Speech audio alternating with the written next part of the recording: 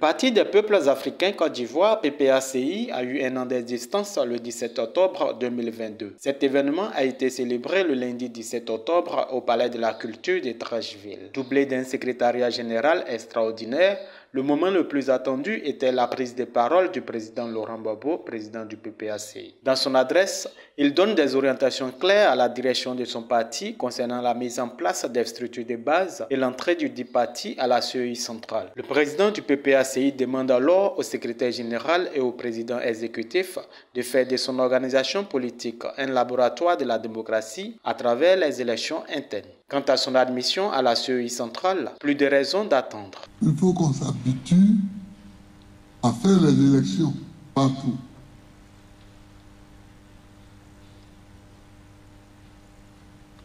Comme ça, demain, ceux qui vont vouloir être députés, ceux qui vont vouloir être maires, ils ne seront pas surpris par le fait électoral.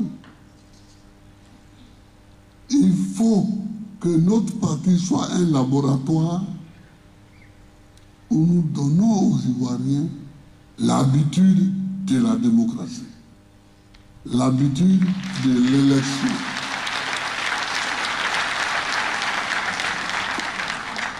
Il faut que notre parti soit ce laboratoire-là.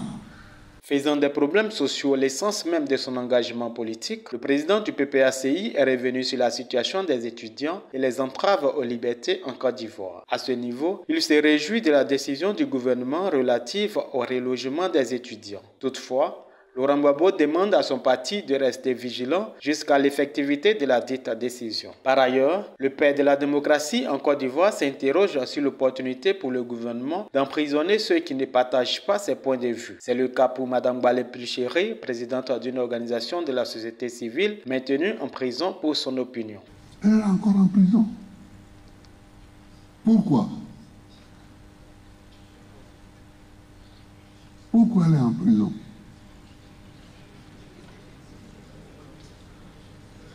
Il faut poser des questions et chercher à obtenir des réponses.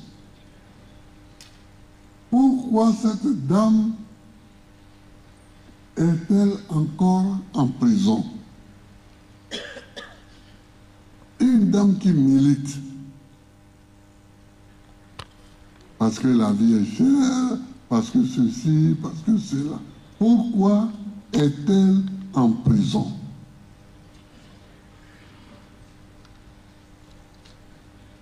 Mais je ne sais pas pourquoi. Mais je trouve que quand une personne est mise en prison et qu'on ne donne pas des justifications claires, il y a quelque chose qui est louche. Non, il ne faut pas mettre les gens en prison comme ça. Il ne faut pas mettre les gens en prison comme ça. La prison n'est pas une réponse politique posée. La prison n'est pas une réponse politique à un problème politique posé. Non. Non. Mais il faut que notre parti soit sur ce point un pôle de liberté aussi.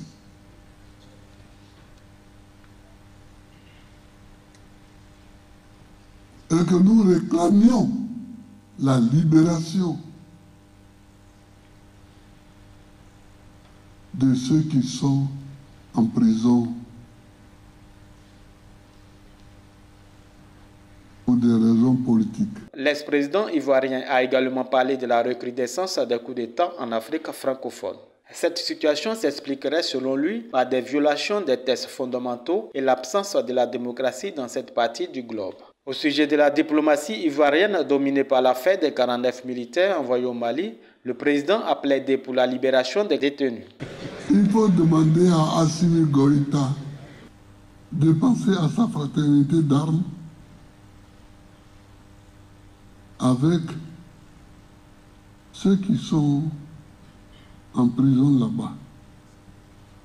que certains appellent des soldats, que d'autres appellent des mercenaires. Bon, nous, on n'a pas les éléments de penser à sa fraternité d'armes, mais surtout,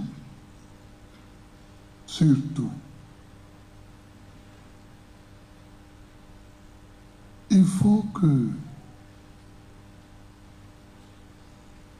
le président Gnassingbé Faure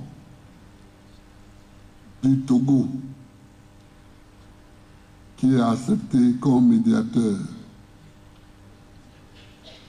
par les uns et par l'autre, il faut qu'il redouble d'efforts et comprenne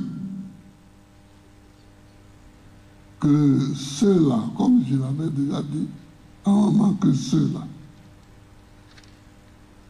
ils sont des envoyés. Ils sont des envoyés.